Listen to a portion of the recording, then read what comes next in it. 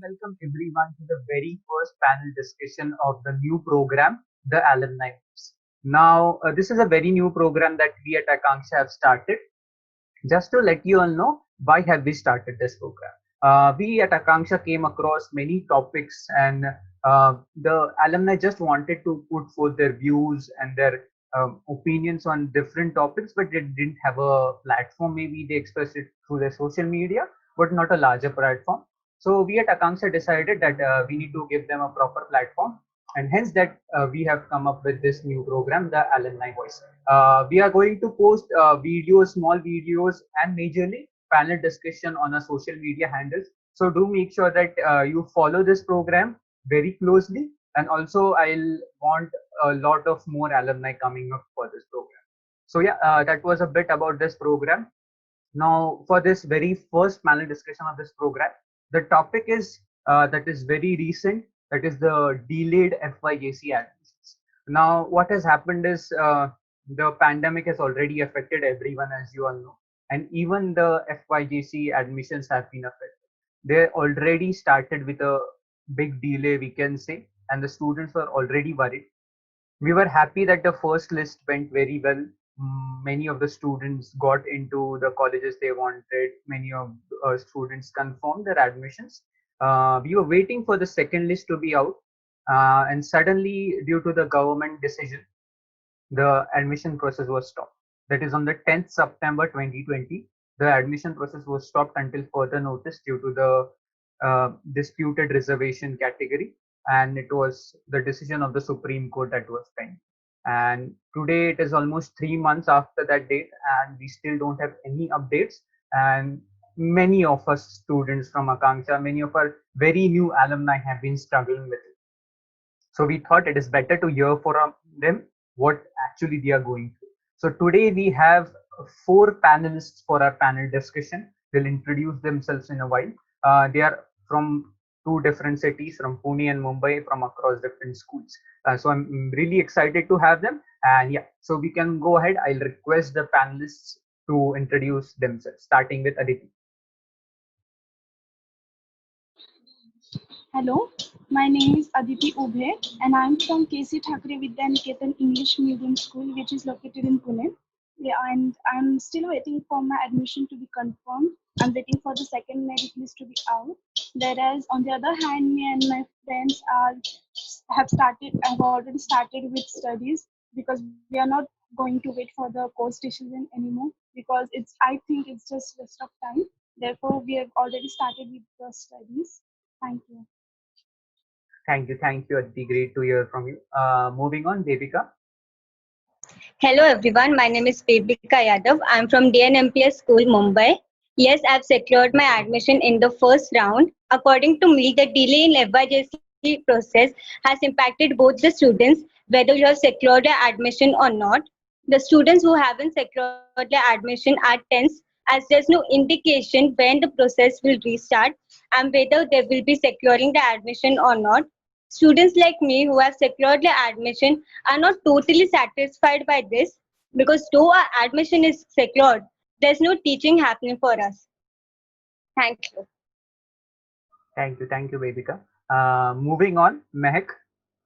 Hello everyone, my name is Mehak Sayed and I'm from Mumbai ABMPS school and I'm also still waiting for the second list to be out and also some of my peers also waiting and we have started our studies online but still this case has added more stress and fear to the alumni.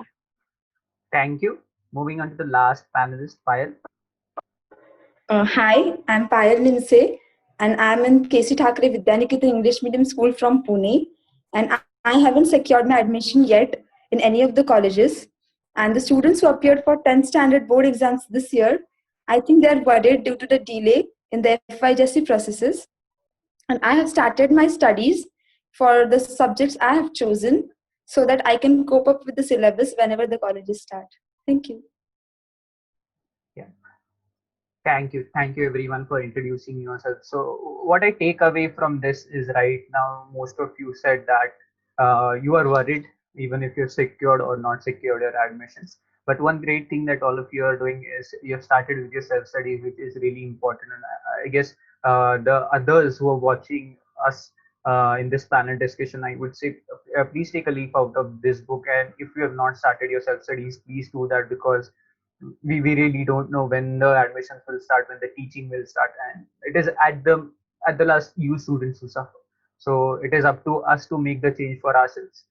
Start self studying. Whatever tricks that you can use is totally up to this different individuals. Okay.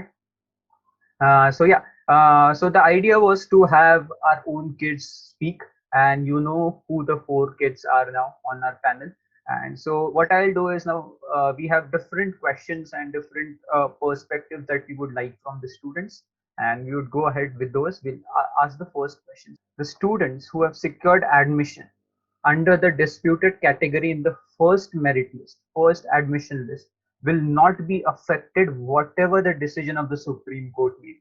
So let us consider the Supreme Court maybe cancels the disputed reservation category.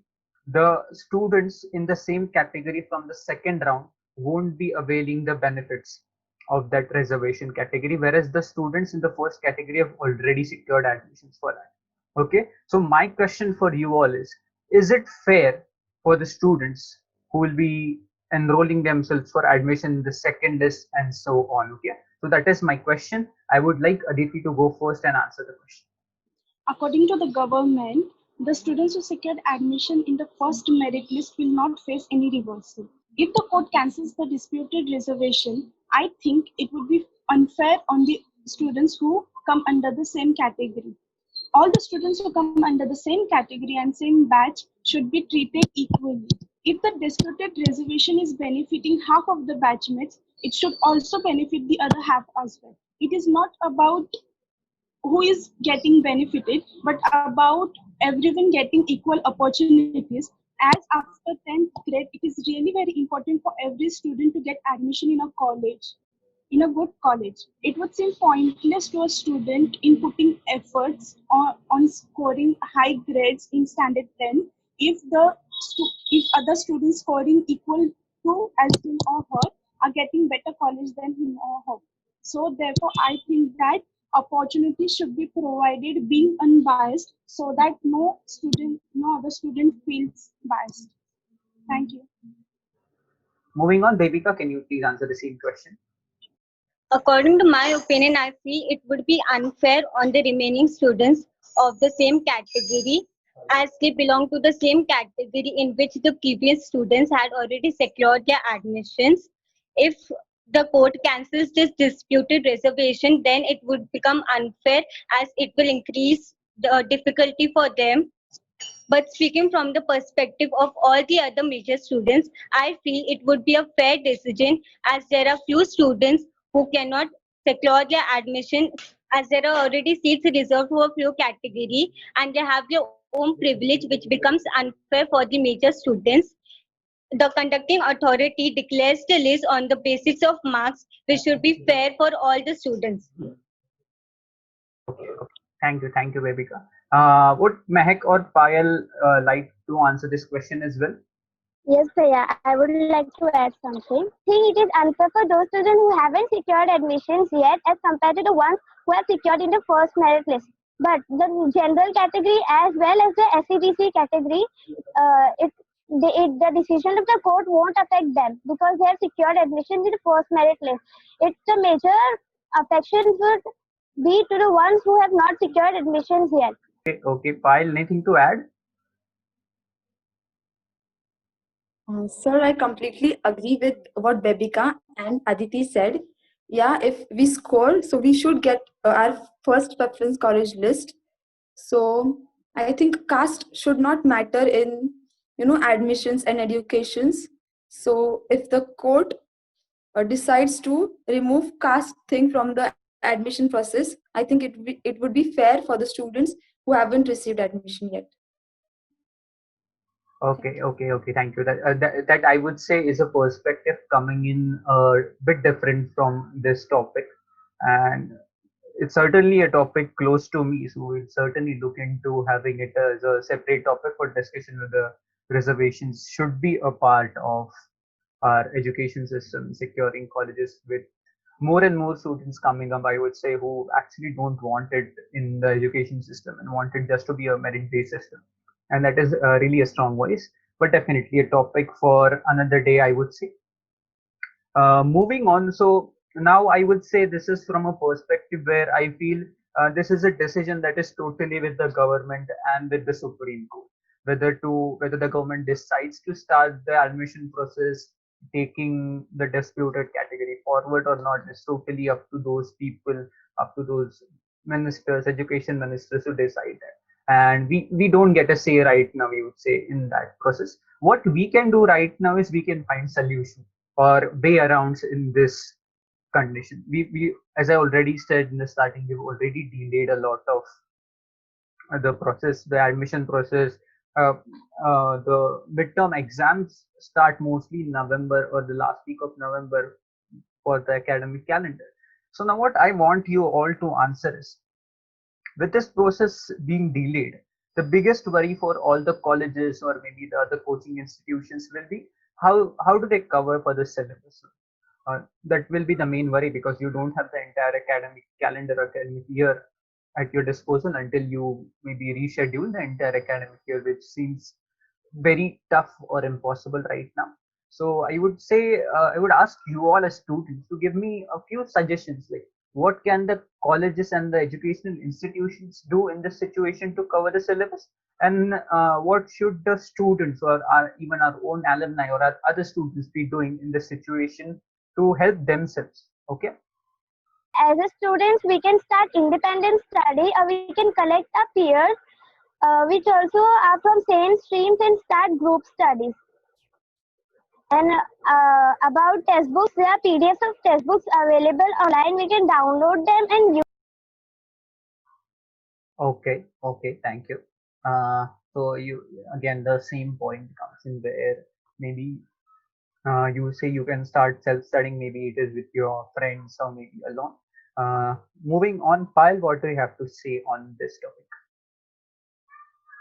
topic? Sir, I agree with her that students will start their self-study, but I would like to add to coaching classes, what should they do? They can provide study materials like digest, guides, worksheets to the student, so they can complete it as much as possible, and they can also conduct tests through Google Forms, so that they can also complete syllabus, and side by side they can understand, are students understanding, are students getting it, or they are just rushing. That's it. Okay. That is for the coaching institutions that you said maybe they provide you study material, take small tests. What as students you would want to suggest we would do?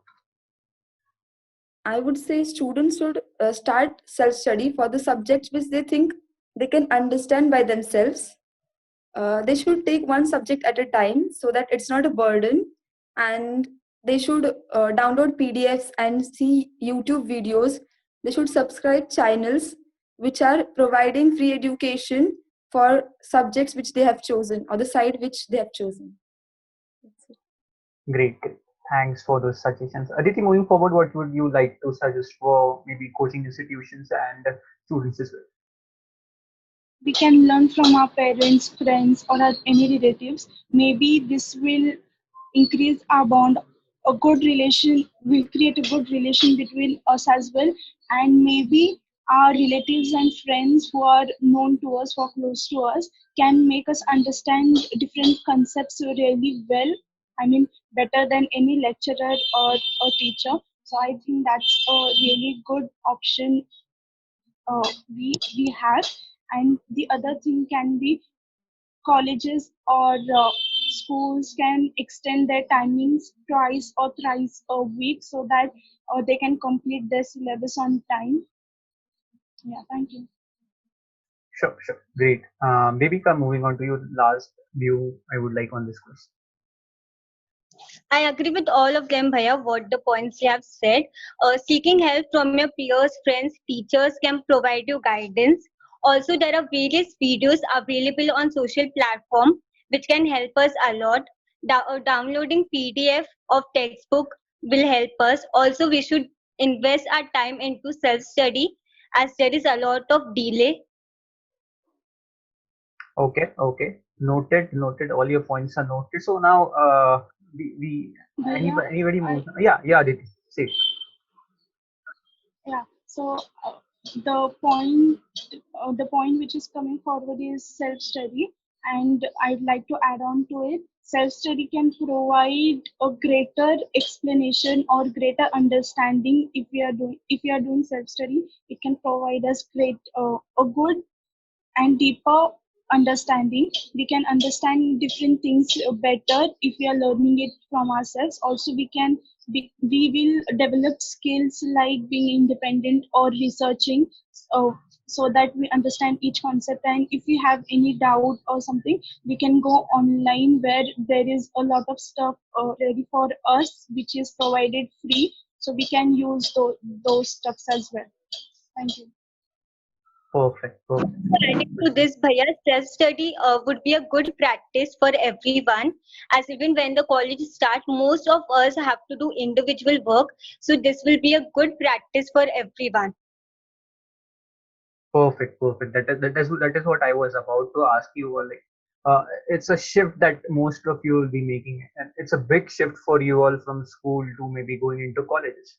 You will have independent lecturers. You will have to get yourself into practices such as making notes while hearing those lectures. Most of the studies will be uh, in the self-study part, and that is where I would say you're learning a lot from this phase. And this is the positive that we can take away. Yes, they are delayed, but you are getting yourselves used to self-studying, which is a very big part. Like, I've just recently completed my education. Rahul has done that recently, and we both would agree that it has been an integral part of our studies, and it affects your grades, it affects your performance a lot if you are into that mode of self-studying already. And it will be great at such a young age if you are done it. So one of the situations that can come up looking at this condition right now is, uh, even if the admissions start right now, say we start the admissions, the updates come in, we start the admissions by 1st of November or 2nd of November.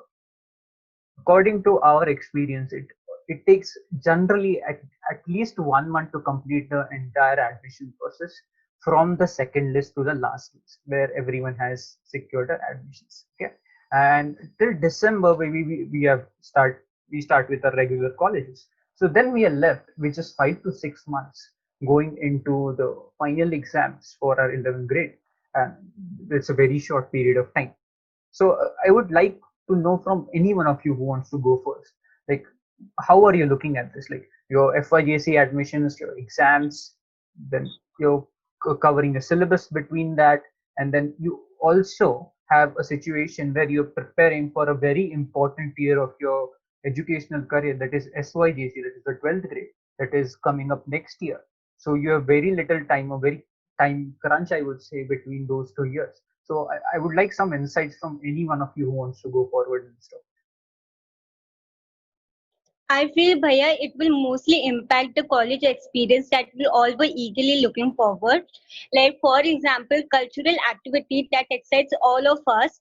This year, there's a possibility that it might take a backseat since it's not a priority and completion of syllabus is the major challenge for all of us to deal with. And also, if the college starts, there it will there's a lot of delay in it. So there's a chances that complete knowledge will not be provided to students as the college might skip few portions in order to complete the syllabus. Perfect, perfect. I would say two very Sir, I would important like to, points. Yeah, can I add? Yes, yes, Payal, please go ahead. Sir, we all are hearing that the uh, academic year is going to be from January to December. So it's not confirmed yet. But if that happens, it can be very helpful for all the students. So if it doesn't, so students should be ready to work even more harder this year. And as Babika said, that the cultural programs and all would not be a priority this year. So I think students should accept it and should work hard to complete the syllabus. And that's it. thank you. Thank you. Anyone wants to add anything to that? Yeah, I'd like to add, Bhaiya. Sure. We can skip few concepts if you if the educational institutions give us permission to, so that we can continue our 11th and 12th syllabus, and we can continue studying those topics which are also going to be in the 12th standard, so that we will be prepared for 12th grade also, and we do not waste any more time in studying the topics which are not going to come in 12th standard. Though it is very important for all of us to study all the topics which are there in 11th syllabus, but as the time is not granting us to, we'll have to take such steps as well. Thank you. Just a last bit of ending points here. I would say a very, I would say, interesting aspect that turned out from our last discussion. I would say we might have a situation where your colleges or your educational institutes, or you as students, have to choose between some conditions. Now, what conditions they are, I'll tell you. As Pyle pointed out, there's a thing going around that you might want to shift the academic year from the month of January to month of December. But looking at that, I'll tell you how hard it is. If we shift just one academic year for January to December, the entire academic years after that go shift into the same cycle, because it is the same cycle that we follow: FYJC, SYJC, your graduation, your post graduation. So is the government willing to change the entire cycle for every student going on till their graduation or post graduation? That looks very different for even me when I think of it personally. So I would say, looking at the current perspective, current happenings, they didn't postpone the NEET exams. They didn't postpone the JEE exams. They went ahead with it, even when the situation was where the country was facing a very high number of cases in this time. But they went ahead with the decision. So it is most likely that we go ahead with the same academic calendar. We just have a time crunch right now and we adjust that.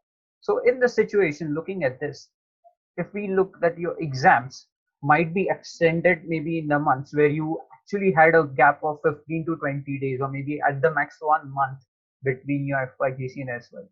Now, I want to know from you as students, are you willing to give up that gap just to cover up the portion that you have and gain more knowledge? Or as a student, you would say, no, it's a very important year that I have to come up with in the next year as SYJC, and that is a gap that I certainly need to be fresh. So that is something I would like you all to answer, not from me. Okay, so anyone who wants to go first and answer this.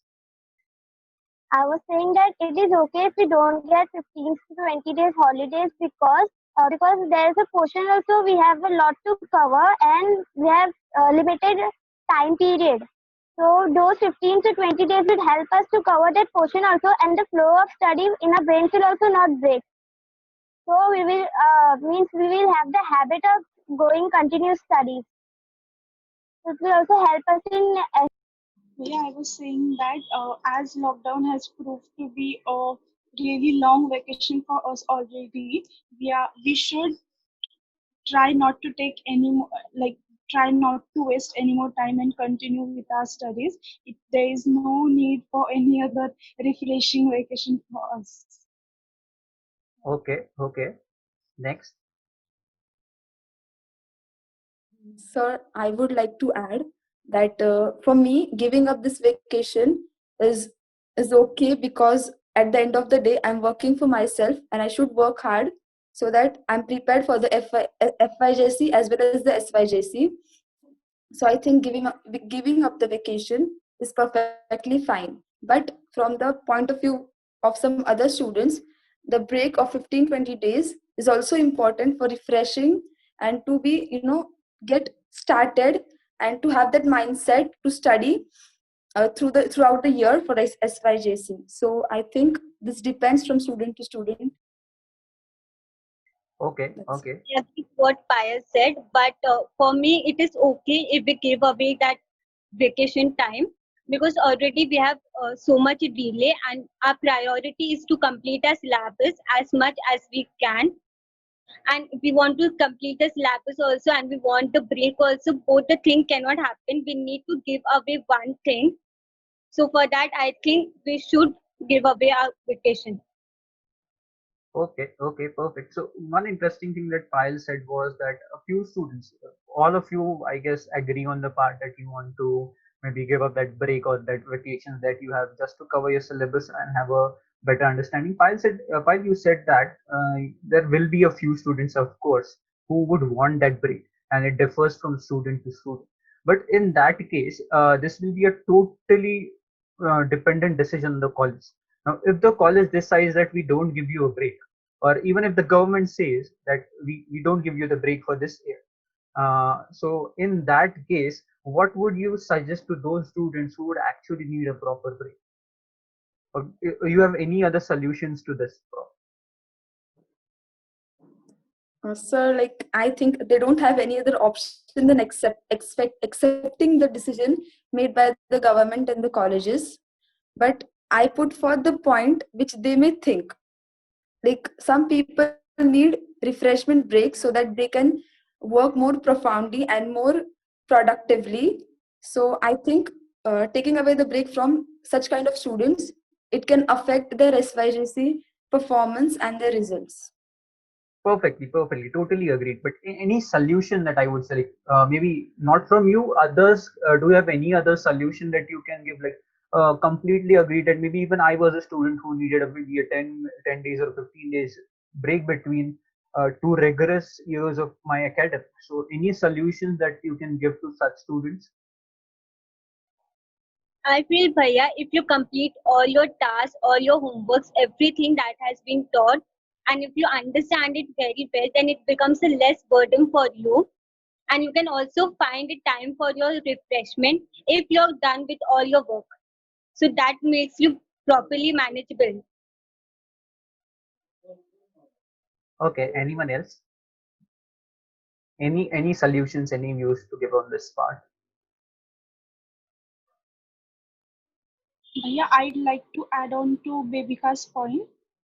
We can make a proper schedule which we'll be following so that we also get some time for ourselves as well, and we'll be completing our studies as well. Also, we can have different activities with it, along with it, and so that we can be refreshed also, and we can complete our studies also. Perfect. So, yeah, Meg, go ahead. Where the colleges can give half days on those 15 to 20 days which we are going to get vacations, so that they have they we can study also half day, we can enjoy our vacations also. So it could. Okay, fair point. So what I get from most of you all is at the end of this discussion, or even end of this question, I would say is mostly you're looking at solutions which are totally student oriented. And that is, I would say, is a very positive thing. Um, along all this discussion, answers to all your questions, I never came across any point where any of you are maybe trying to blame the government or trying to question the government or maybe trying to find flaws where it all went wrong. All of it was on a very positive note, I would say. You all were trying to find solutions, what we can do, what the students, all others can do. And I would say that is a really positive point that we have come up from this discussion. And I would say that is the point that we at Akanksha would like everyone to take forward in the other panel discussions that we would have under the alumni voice program, because this is what we want. We want to find solutions at the end and not just complain or just raise our voice. And I would say that is perfect. And just to conclude, I would say we have come up with a few solutions that I would like to add on. So for the first part, the students need to get going with the habit of self-study. You might not be into it, you might be a different student, you might learn when someone else teaches you. So maybe you find solutions to that. Maybe you learn from a parent, you learn from a sibling, you learn from a friend, you can start group work. So that are different things, different strategies, a lot of strategies of self-studying. And self-studying just doesn't mean that you just take books, sit at one end all by yourself alone and start study. That is not self-study. Self-study has different topics, and I guess all of you would agree on that. So yeah, any closing notes that any one of you wants to give on this?